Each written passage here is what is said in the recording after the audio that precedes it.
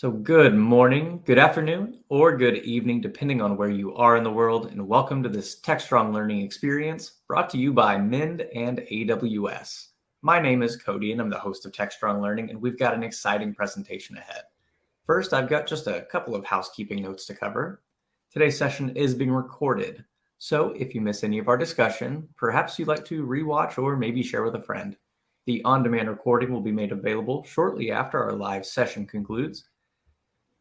If you look to the right side of your screen, you'll see that there is a chat tab, and we want you to use that to engage with your fellow audience members, and want you to start using that for me right now by letting us know from where you are joining. Now, if you have any questions throughout the program for our speakers, I do want you to send those in to us using the Q&A tab, which is directly to the right of that chat tab. Now, the final tab I'll point you to is the Handouts tab, and if you click that, there is a resource that's been made available for you, so feel free to grab that during our program today. And of course, before we close out, we are giving away 4 $25 Amazon gift cards, so be sure to stick around for the duration of our discussion. So our topic today is 5 Principles of Modern Application Security Programs, and I'm joined today by Chris Lindsay, Senior Solutions Architect at Mend, and Marina Novikova, Partner Solutions Architect at AWS. So Marina and Chris, thank you both so much for being here. Chris, how would you like to get us kicked off? Let's hit the ground running. Thank you, Cody. So, as Cody said, my name is Chris Lindsay, and I am a Senior Solutions Architect at Mend.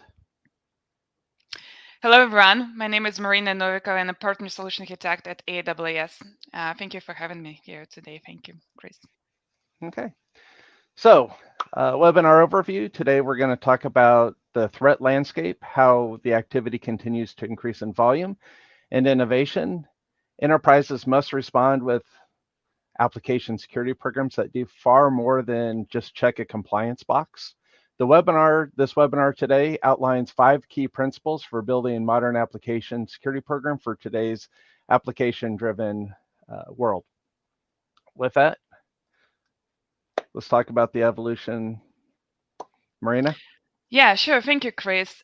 Before we jump into modern AppSec and what best practices and how AWS and Mend help to solve them, I'd like to talk a little bit is what really happening for everybody to understand where we are standing and what's happening inside the organization, why it's important, what to pay attention to, right? So it's not a secret. Many organizations are increasing the speed of development very steadily, and it was for some times. Time to market becoming critical for most of the businesses. But we wanted to understand what's happening with operation as well, and how our dev tool security tools evolve. Cloud computing and open sources decreases its speed of delivery from years to months and weeks and days. Right now, multiple companies release their software daily. Every company becoming a software company in the need of the processes and tool which will support the desired speed and scale.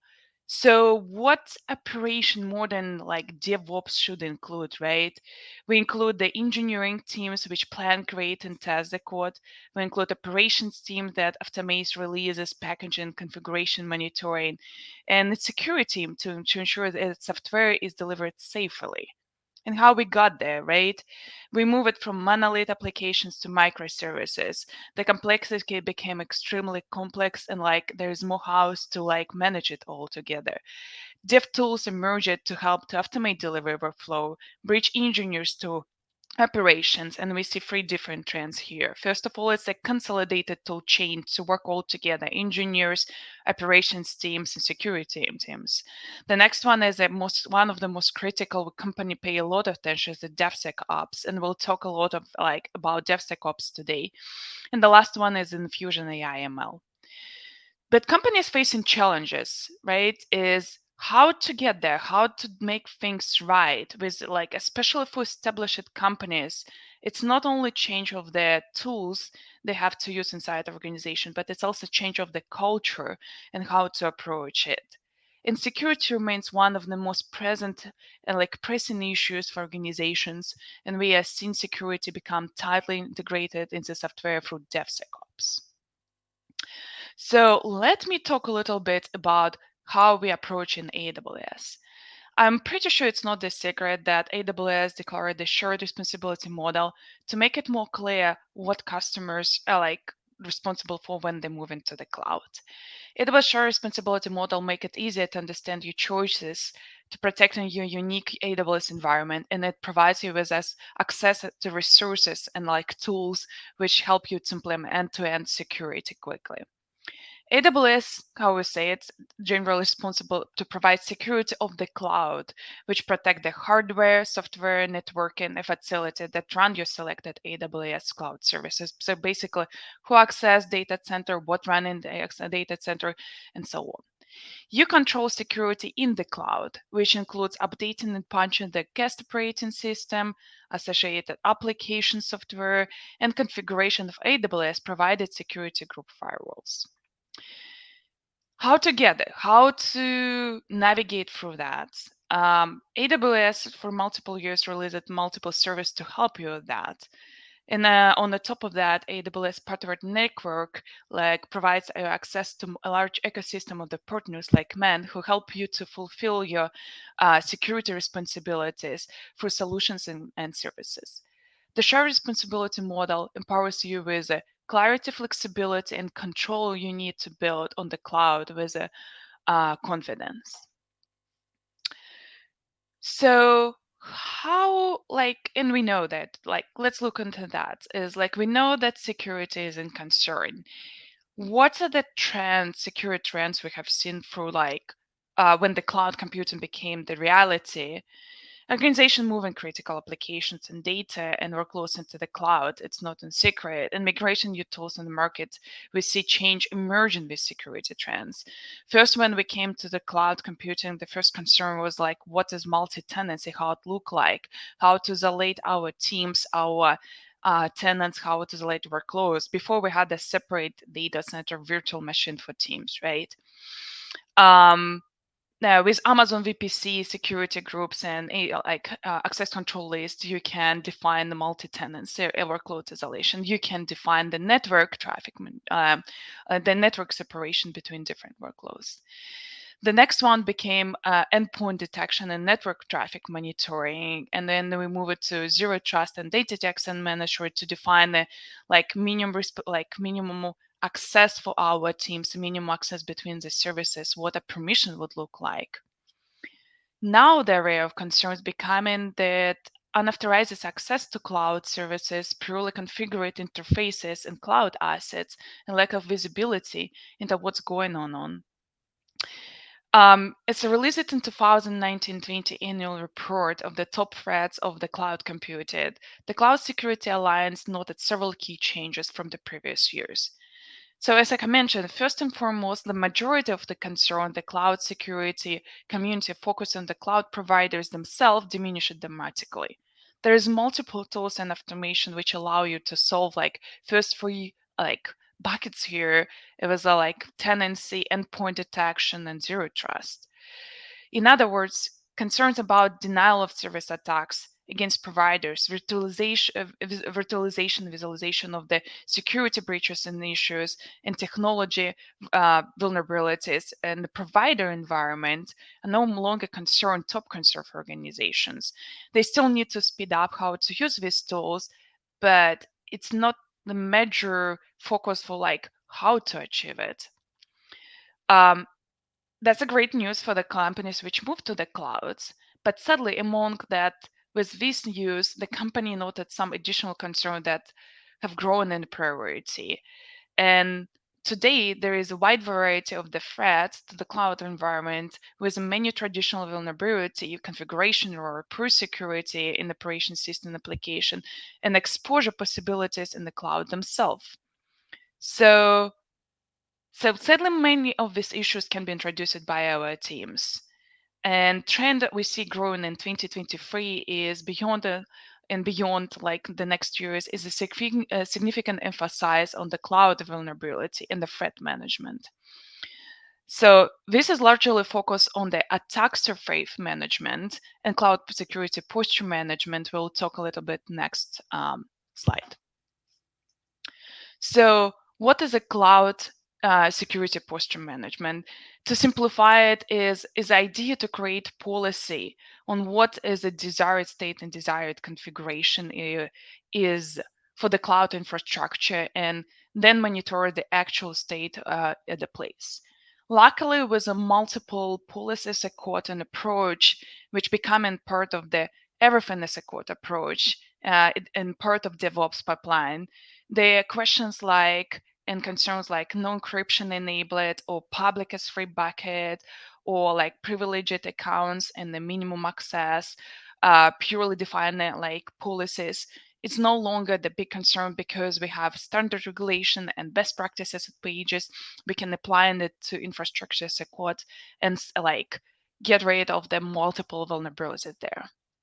But when we come to attack surface management, where the nature is like more detective, and if we're talking about attack surface management, it's basically the processes, technology, and professional services deployed to discover external facing enterprise assets and systems that may present vulnerabilities, right?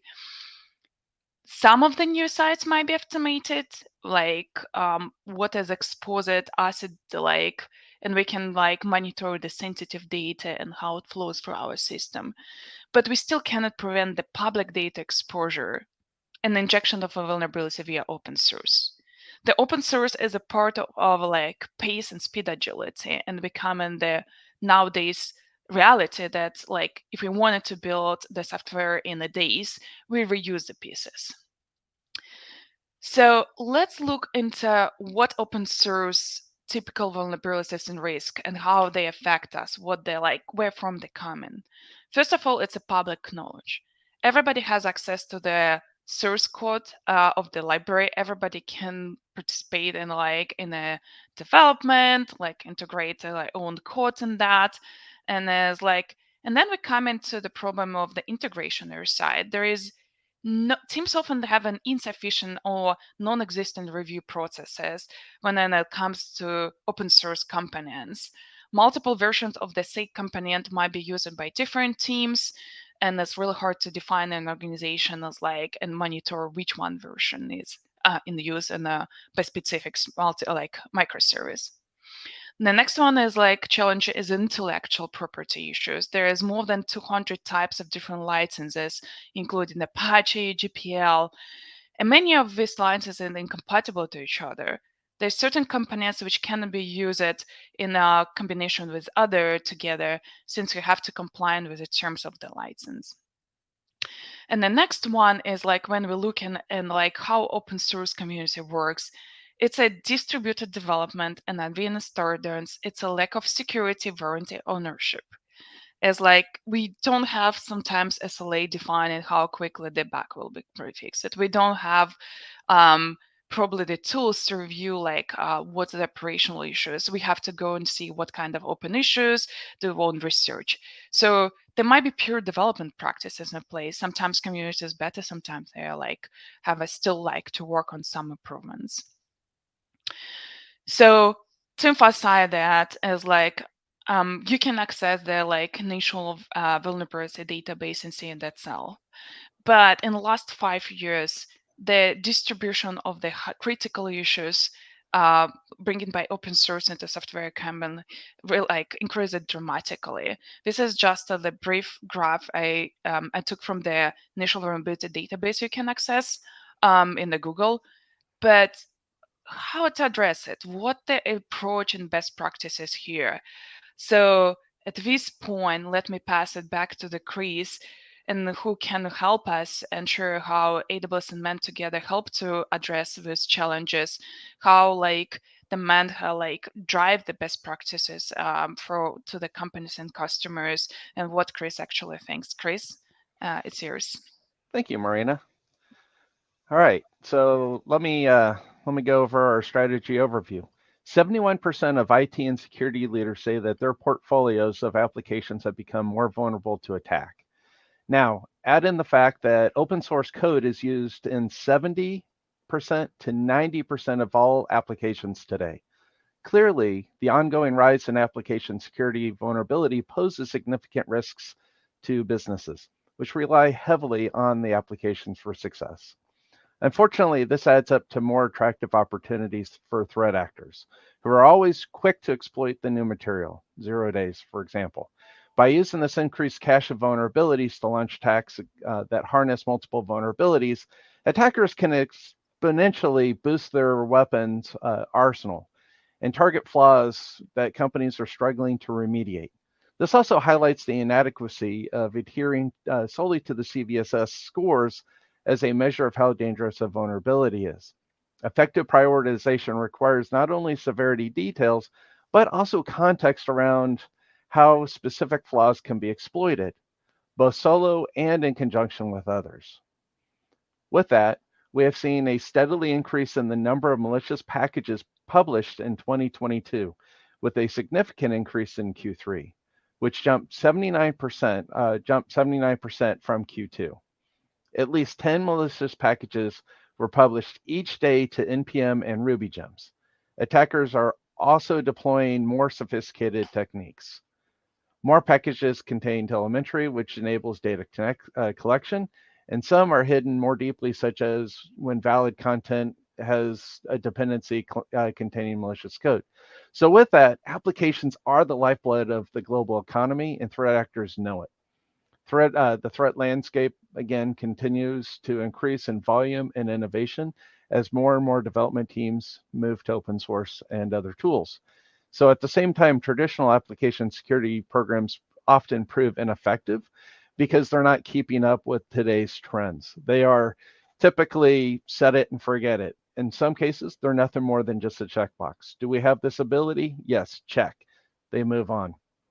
IT and security leaders must build a modern application security program designed to support demanding development life cycles. For example, the days of waterfall were the late 90s, early 2000s. Today we use Agile, and we are talking about 2, 3, 4 week sprints. And when you're talking 2 week sprints, you have to be quick, you have to be nimble and ready to react. So the following 5 key principles will help enterprises with help build modern application security programs that move beyond just checking compliance checkboxes.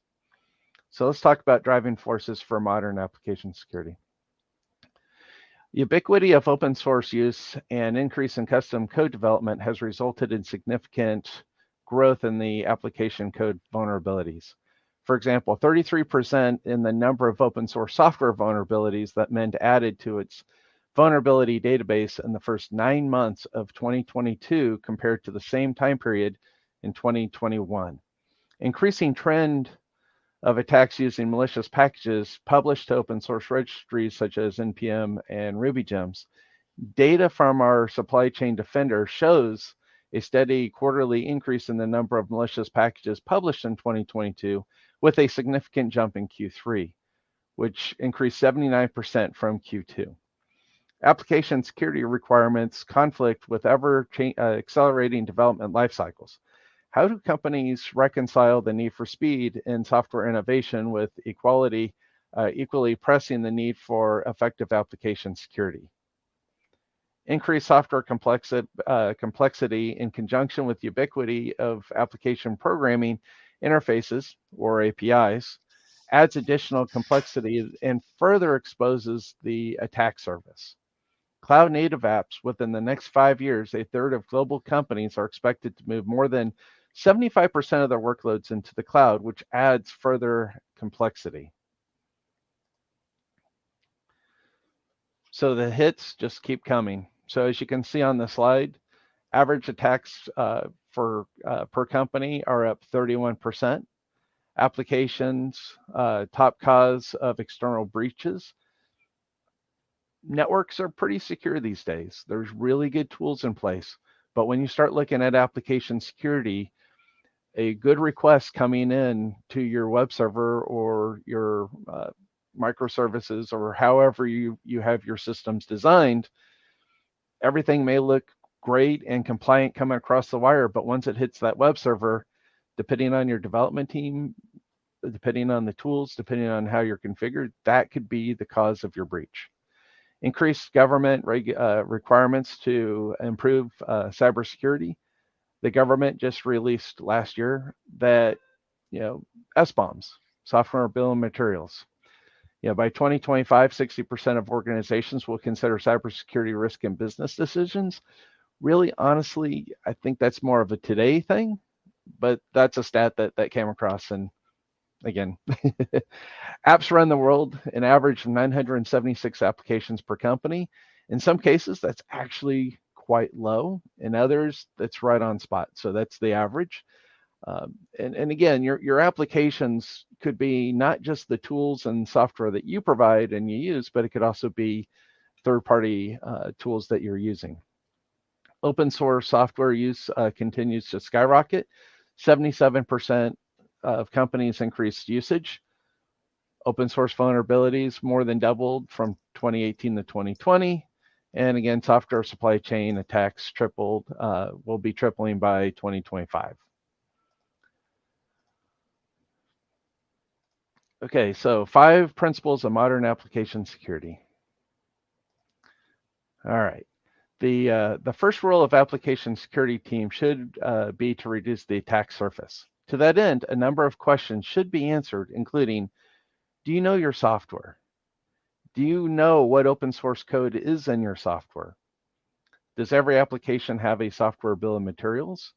What the software bill of materials does for you is it gives you a great inventory of what you have and what you're actually using within your applications. Do you have full visibility into the applications and data sets? Not only the applications, but are you looking at the data? What data are you storing? Is it being securely stored? Do you have credit card data that's being exposed in clear text, or are you following the guidelines where you're encrypting it so that if anybody has access or gains access to your database, they're staying secure? Are you keeping your application dependencies updated through proper software hygiene? There are tools, for example, Burp Suite, when you're doing penetration testing, when you just simply point it to a website, there are plugins for Burp Suite that will actually tell you which libraries it sees, the version that it sees, and the vulnerabilities related to it. The attackers have all the information to attack you. Do you have that information to, combat that? Do you know what you have? Do you have the ability to continually assess vulnerabilities and rapidly patch any issues that rise? Having proper software, having the proper tools to keep an eye on that, depending on the speed that you're moving and depending on your organization and how you're laid out, could make a big difference. Do you have a process for breaking systems to test cyber resilience? Again, internal pen testing is a great example, as well as your QA teams. Chris, I have a question. So I know you ran AppSec program for quite a few years. So how long it typically takes for organization to answer this question, to establish process? Like how much success you have seen? We had great success. One of the things that we did was we put together an application security questionnaire. The questionnaire had over 150 questions on it and really went down into the weeds. For example, what external APIs or systems are you reaching out to from your application? What APIs, or do you have, what kind of authentication mechanisms do you have reaching into your APIs? Do you have good token expiration so that if somebody goes in and is using your system and becomes deactivated as a user, does that user get deactivated? Does the token expire in a reasonable time? I mean, there's lots of great questions you can ask, and knowing what, even down to what languages are your applications written in and where they are stored and utilized is absolutely key to having a successful program. We have a couple of questions, and probably we can take them now and move on. We can cover them together. First one is how do security concerns differ between public cloud, hybrid cloud, and multi-cloud environments? Chris, you wanted to share your opinion? I can add a little bit to that. So depending on where you're running and how you're running, my biggest thing is understanding where your application's utilized. Your application could be just utilized internally, or to your point, publicly, and you're going to want to treat those differently. For example, if your application's publicly exposed, you definitely need to be on your A game because, again, people know. Internally used applications are a little bit different simply because you're not going to have the public actively hitting it against it unless they've compromised your network. And if they've compromised your network, then there's probably you're in a worse spot. Moving to the cloud is very beneficial because moving to the cloud, there's lots of great tools that AWS provides that will help you. With that, Marina? Yeah, I would agree. The basically is like I would say security concerns remain the same. It's about like the same like the application security, hardware security, network security. The concern becoming also communication between like if it's hybrid, what do you use like to transfer data between like public cloud and your on-prem hardware of the choice? If it's multi-cloud, do you apply the same security best practices to like all multiple clouds you use? Do you have all tools in place? Are they like the same? Can you validate the same security standards? I would pay a lot of attention that doesn't matter where your data or where your application sits, that like you have a proper tools in place in automation. And we'll talk about this a little bit more. We have a couple of more probably questions. One is what is the best way for QA teams to check for vulnerabilities? And Chris, I'll deliver it to you because it's part of your presentation if you wanted to take it now. Oh, sure, absolutely. So QA definitely needs to be part of the process. And realistically, QA should be privy to the results of the security tools that are out there. That's what I did with my program. QA knew exactly the number of high vulnerabilities leading into a release, the beginning of the development of a release. And when the information ended up, the development occurred, and when it was pushed over to QA had the ability to look at what the counts were. So they knew that, starting the development lifecycle, we had 0, but now we have 3. At that point, make sure that your QA teams have access to the data so that they can go in and look at where it stands securely. Now, one additional thing I want to throw in there prior to the QA process is your senior tech review. And one of the things that I also implemented was at the time of senior tech review, take in a list of the security vulnerabilities that is related to the work that you're doing. For example, the Min software has a beautiful risk report that gives you great detail on the licenses and on the risks and the vulnerabilities and the other detail. Print out the PDF when you sit down with your senior tech review at the time of the senior tech review.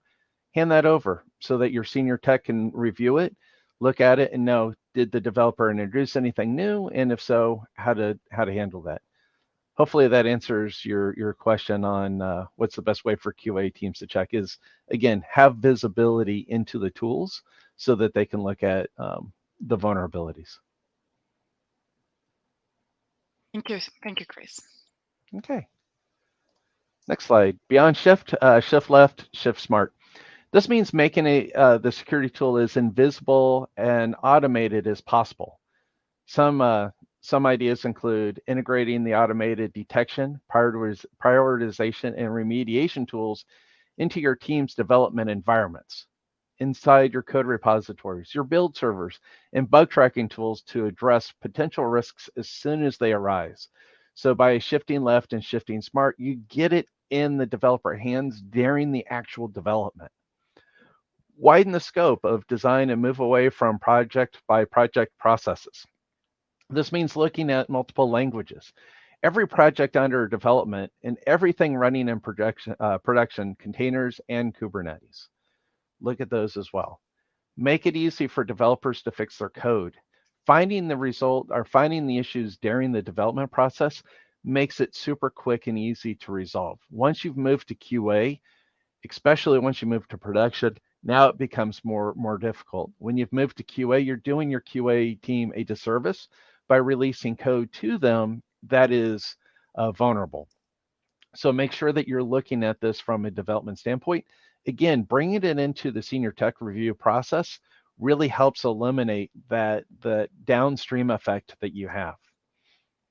So make it easy for developers to fix their code, adapt your security tools, testing, and processes to the developers, not the other way around. So work hand in hand.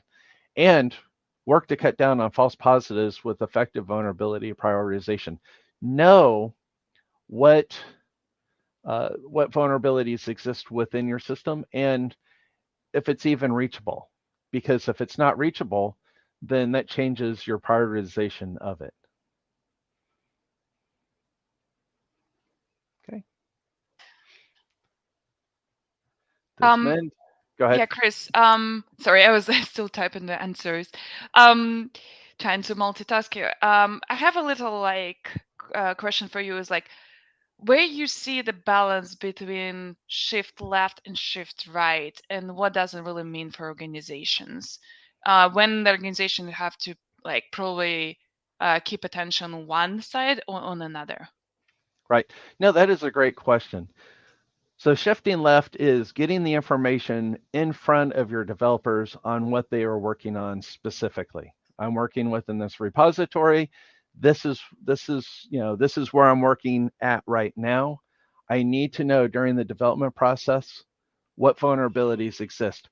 But let's talk about shifting right, shifting smart, because if you're not shifting both ways, that becomes a problem. Shifting right means that you're actually in your release pipeline. You are building your final release. And typically when you're building through your DevOps, your tools, when you're building the releasable package, you're pulling in not just that repository that you've been working in, but you're pulling in other pieces that actually build your deployable application or your deployable system. For example, you might have artifacts sitting out in multiple places that you're bringing together for your final release.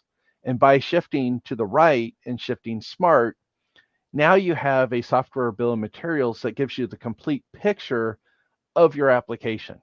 Having the software bill of materials for your repository is also great because you now know what you have in your repository and what you're doing there.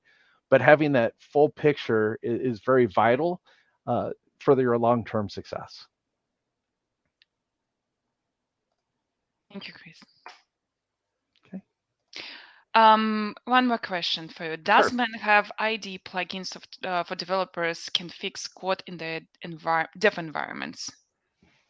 Yes, actually we do. We do have IDE plugins so that developers can understand and know what vulnerabilities they have during their development lifecycle. Okay. Automation, principle 3, automation plays a critical role. Automation addresses the need for speed and detection, triage and response, while also easing the stress caused by the ongoing shortage of cybersecurity professionals. Automating processes like dependencies saves time and reduces risk by ensuring all current versions are in use. And deploying solutions that automatically detect and remediate vulnerabilities, companies can improve AppSec outcomes and make it simpler and easier to integrate application security into the software development lifecycle. So looking at the automation and understanding what you have, some of the tools out there, including Mend, especially Mend, have the ability to create, if you're using GitHub or other repository systems, pull requests that will automatically either bring you into a less vulnerable version or take you to the latest version. And that helps automate the whole process, including the ability to know what risks are you looking at. So we have the ability to have a confidence score so that you know, hey, we have a high confidence by taking this library, you're going to be able to plug it in and have minimal issues or no issues at all. We know the number of your test cases that are being successful or failing. For example, it may have a high confidence with a high pass rate. Again, so you know this is going to be an easy win and low hanging fruit to implement. Or a low confidence score means that, hey, by taking this, you know you're going to have to do some changes and some programming modifications to make it work. Okay. All right, principle 4, the value of governance. Application security should be part of your cybersecurity incident response plan, but 75% of companies do not have a plan that is applied consistently across the entire enterprise, and many do not regularly review or test them. Many lack plans for specific types of cyber attacks. Yet regularly updating and reviewing an incident response plan can help companies improve visibility in applications and assess data and rapidly assess vulnerabilities and patches. One of the things that I really want to stress out is I understand the community that I'm talking to do a lot of development ops, but knowing and having a good plan put together, some playbooks, some run books, so that if something were to happen, could you quickly respond? Could you quickly go in and know, hey, these are the steps that we need to do to stop the bleeding if something were to happen? And then the next steps for remediation of the issues. And then the final, going in and applying it, pushing it through your DevOps processes, getting them updated and hot fixed out to production. Okay. Principle 5, DevSecOps demands a cultural change. So modern application security programs require a collaborative security culture across the application development team and security teams, something that is often lacking in companies today. Changing that means giving both teams the same goals and understanding of how to get there. Develop and apply best practices for application security, but make sure that those practices don't become so onerous that they're ignored or avoided altogether. Do not make your process too heavy, really, at the end of the day, because the first thing that's going to happen is if a hot fix needs to come out, and if you're scanning, your tool is scanning in the pipeline is going to take more than a certain amount of time. For example, it could take you 30 seconds to run, keep it. But when you start going into 30 minutes, 1 hour, 2 hours, 3 hours, you're going to hold back a release. So actually be a little bit smarter about how you do your processes. Again, back to the automation. As soon as the code has been committed and checked in, kick off your automation.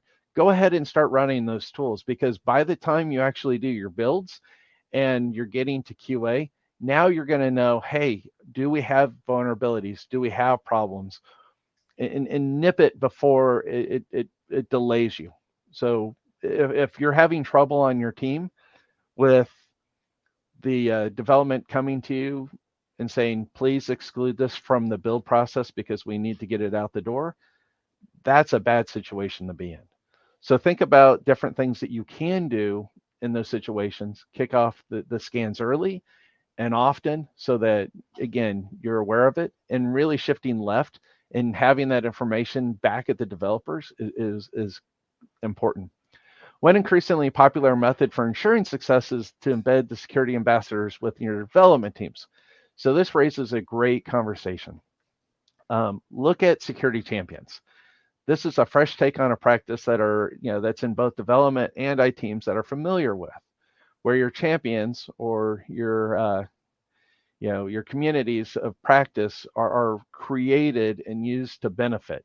So having a security champion embedded in the development teams can relay that information from your security team, and it helps build a better relationship between your security and your development teams. That security champion can be the voice from the security team when you have only a few people, but you have thousands of developers. You can share, this is what we're starting to do, this is how we're doing it, and just really be able to, again, be very transparent to the development teams what you're doing from a security standpoint, because when you have that transparency, it builds the trust and it builds it helps build a better relationship. Chris, I have a question to you. It's like, how often you see the cultural change from the top to down or down to top from coming from like development teams as a concern? What typically the concern from coming from development or create teams as I don't know, is it how it's automated, or is it a prioritization of security risk, and how security champions helps to solve this inside of organizations? No, that's a great question. What typically will happen is really you've got really kind of you really kind of have a fighting storm between the top down and the bottom up, because again, your developers are given a task. I need you to go write this feature. I need you to do this hotfix. I need you to do X, Y, and Z. Oh, and by the way, we told the customer that it's going to be needed by, oh wait, 5 o'clock today. Whereas the security teams are looking at it saying, no, no, no, no, you've got vulnerabilities. These have to be addressed. So really having a good relationship between your security team and your development team will help build that. The security team should not just run to the development team every time a finding is found and say, the world's on fire and it's a problem. Come with actual known true positives and not just throw all these false positives over the wall. And that's where Mend is really beneficial. With our composite software analysis, looking at open source tools, we have an extremely low false positive rate. And so with a high confidence, that the results are actual. And the security champions will help hand in hand both your developers and your directors and managers of the teams. So if it's a big enterprise, we see different teams: security teams, QA team, and dev team. But I also saw like a lot of like trends when like basically the like different or like responsibilities merge into one team. So how to achieve the same amount of the security but without separate security probably team? Who has to step in, or what's the team have to pay attention? So when it is the same team for both the security and the development, really it becomes it actually when you have that situation, that's a very big problem. And the reason why it's a problem is you're going to have management pushing for, this needs to get done now, this has to be released now. And somebody needs to step up in the team and be really your security guy, because somebody needs to be the voice of reason, and they need to have the ability, the power to be able to say, no, we're not going to release this. Because if they have identified a security risk that they're going to introduce that could really be negative impacting to the company, for example, a question that is rarely asked, what is the cost of this breach going to be? We're going to release something that I know has a lot of security vulnerabilities. Now, I want to take one quick step back, and I know what you were saying in the question where it's one team, but there are other tools, web application firewalls, and other protection mechanisms that your networking team can help with by putting in front of your applications, so that you can help mitigate some of that. But again, a lot of requests look accurate and look correct and right through the eyes of a network and the web application firewall, but could still be malicious. So really, having somebody be able to stand up and say, no, this can't be released until this is fixed, needs to be part of your strategy. Yeah, that's really a cultural change. Thank you, Chris. Thank you. Okay, let's go conclusion. So there's no question that the world is becoming increasingly digital, which further highlights the critical role of application security. Today's organizations cannot function without applications, which provide them the benefits of improved engagement with customers, better brand awareness, more detailed and actionable data to drive marketing and sales, and so much more. However, applying outdated methods to ensure security and resiliency of applications is the equivalent of taking a cutlass to a saber fight. Meanwhile, there's no question that adversaries are launching attacks using modern and nefarious tools possible. Again, tools are always improving. The hacking tools are always getting better and better. You can't be lax on your security program. You should always be constantly looking at your security program and asking, are we doing it right? Can we do it better? Is there a way to do it better? And there may not be. Maybe you are doing everything you possibly can, but make sure that you're doing things. Make sure that you're staying up to date on your libraries. Make sure that you're looking at the vulnerabilities. Look at the licensing that's out there. Make sure you're not putting out publicly libraries that have a GPL license unless you're ready to get in trouble with that. So in some cases it's okay, but I mean, be aware of the licensing models that are out there. It's very, very important. But the bottom line is there's no such thing as an absolute application security. Attackers are smart, they're motivated, and never give up. Modern application security strategies build for a constantly evolving threat landscape and rely on an organizational flexibility and the ability to constantly assess and adjust to the changing conditions. So again, really sum it up, always be be on top of your program. Make sure that you're doing the best practices that you can. Again, making sure those outdated libraries are current, making sure that there's no vulnerabilities that you're publishing externally, because your bad actors out there will already know that is you. And if you don't know, then make sure that you, after this webinar, reach out to Mend and talk with us, and we can set up some demos, and we can, show you what functionality and features that we have that can help you to, get into a better position. Chris, we have a question, and it's really showing us like what I mentioned is like, because no matter how many dev tools right now at the place, there's still so many concern of how to do it right. And one of the questions we have, like, just like shown that is like, are we doing all right? So some DevOps platforms, for example, Azure DevOps, have automated tasks for component governance and software bills materials generation and vulnerability scanning. Would this suffice in terms of testing application and scanning applications, images, vulnerabilities, or are there additional steps that teams organizations should take? Running those tools are important, but reviewing those tools are equally important. You can create a software bill of materials, but if nobody's looking at it, it's just a piece of paper, or it's just bytes on a hard drive. Make sure that you are reviewing, that. Again, look at your software development process. Bring that information to the STR, Senior Tech Review.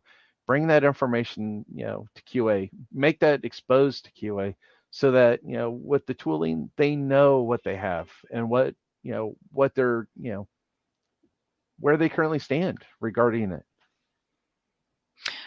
I agree, because just like very briefly is like we're talking a lot about the partners, and we have a well-architectured framework on AWS. It consistently evolves. Every time, every like on regular basis, we release a new like security and based operation like practices, because there's so much changes happening with like the speed and agility of like how it happens. So applying all the time one like or another defined security best practices and validated that both practice like processes and tools in place. I agree with Chris as a must-have for any organization. It's like, how often do you review your security practices? How often your teams review your architecture? Are they apply all the best and latest frameworks you have? Do you have any additional regulation at place? Are they automated? Do you have the latest version of the regulations in place automated? Unfortunately, yeah, that's we have a lot of tools at place, but it's still like up to the company to check that their process and the culture and the tools at place. Right. And having a security team that understands the programming aspect is absolutely key. Having, if you have a security team that does not have a developer in it, bring a developer onto your team, because they understand what they're looking at when they see these reports. I mean, if I were to hand you a report that, you look at and you're like, this is great, what does it mean? There's a lot of security teams that are in that boat today. They do not know how to address the information or look at it. And so when they see this information, it really, I hate to say the word, but freaks them out. They just simply do not understand what they're looking at, and they see all these vulnerabilities or these things, and they're going to push back on the development team and say, hey, these have to be fixed right now. The development team's going to look at it and say, these are false positives. Why are you bothering me? So having great tools in place, having that back and forth communication, build that relationship. Marina, I'm gonna make a suggestion that I used to do.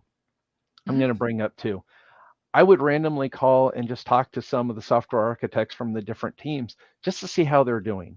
Because when you build those relationships with different teams from a security standpoint or from a DevOps standpoint, having that relationship with the team makes so much of a difference, because now you can call up and say, I found something, could you review it and let me know what you think? You don't have that adversarial relationship now. Now you have a relationship. And if you're in the same town, go out to lunch from time to time, pick different people, go out to lunch. The other thing, that if you're in a position where you have an adversarial relationship between the development team and the security team, something to consider: APIs. APIs are across the board. Everybody pretty much in today's environment use APIs. Create a document, a best practice document from both a security standpoint and a coding standpoint for APIs. Work with the software architects to build this. Do not build it in a silo. Reach out to several of the key architects that are liked from big and small teams. Build this document together. You're going to build a lot of bridges by doing so. And the different development teams, as people come on board, here's a document, you need to read it. This is our practices for coding and security. Sorry, tangent. Hopefully it's not too big of the reading. It's all tools at the market we talked about. And yeah, it's not. It's just like to have like someone who's checked that, like with the like recent changes of your business, to have everything you need at place. Yep. Okay, any more guys? We will keep it a couple of like minutes open. Please, please, please go with your questions. Chris, I know Chris has a lot of experience in AppSec, and we're happy to cover any questions you have, any concerns, or like because I consistently hear that it's not only security concern, and like in general, how we approach the development, how like we approach DevSecOps is like teams are concerned if like they're doing everything right. Check with like depends on like where you sit in, like where hardware is sitting, right? AWS have a good like white papers and good short model responsibility resources available. That's your like well architectured practice and security practices in place. It's like in the same as like valuable as like having it automated. Please come up with any questions if you have. Chris, do you have anything to call out as anecdote for Momentum and customers? Any specific interest in like stories you have like from your AppSec background? Oh, absolutely. So actually, when I was, again, I ran a program, so I actually was a previous customer to Mend. And when I was doing my proof of concept, I reached out and picked on 3 different teams, and we scanned their primary applications. Looking at the results, we were absolutely flabbergasted. When I was running the report, it showed several high critical vulnerabilities that we simply did not know. And the development team took that, and within literally 3 days, the architect said he couldn't sleep. Within 3 days, they remediated every single one of those. We pushed it out as an update, a hot fix, and remediated that. And it's really back to what you don't know, you don't know. And you may think you're in a great spot, and when you actually run, our tools and AWS's tools, take a look at the results and really really look at them and be critical. Is this true? Is this not? And if you don't think it is true, if you think it is a false positive, ask the question, why do I think it's a false positive? Because in a lot of cases, you may find out that it truly is not a false positive. So, take the time, look at the reports, understand what you're looking at. If you don't understand what you're looking at, and you're on the security side or the DevOps side, and your build is failing because of a security vulnerability, make sure you're reaching out to the dev team and asking, hey, why are we seeing this? Why are we, where are we at? But and with our customers, again, it's the the awe moment. You run the first scan, and on your code, you're just, what? Typically is really kind of a common theme that we're seeing. So what you don't know, you don't know. So yeah, thank you, Chris. I think we are good. I don't see any more questions, but feel free to contact me, Chris, through LinkedIn or Twitter. You can easily find us.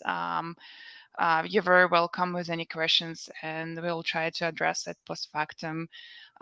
Cody, back to you. Thank you, Marina, and thank you, Chris, as well. I really appreciate both of you being here with us today. So I'd like to remind our audience that today's session was recorded. So should you want to rewatch, you will be receiving an email with a link to access this recording on demand. Or of course, you can find it living on the DevOps website at devops.com/webinars. So we do still have those 4 $25 Amazon gift cards to give out. Our winners are Loganathan K, Alexander S, Tahira W, and Vinny C. So to our 4 winners, congratulations. Keep an eye on your inbox to claim that gift card. It should arrive in about the next 48 hours. If you don't happen to see it, do check that spam folder just in case it gets filtered out. I'd like to thank Mind and AWS for sponsoring our program today. And for everyone who has joined us today for the last hour, thank you so much. We really appreciate you being here with us. And we'd also really appreciate if you'd fill out our survey that will pop up right after we close out. Otherwise, we do hope to see everyone at an upcoming TechStrong Learning experience. Have a great rest of your day. And Chris, Marina, thank you. And thank you. Thank you.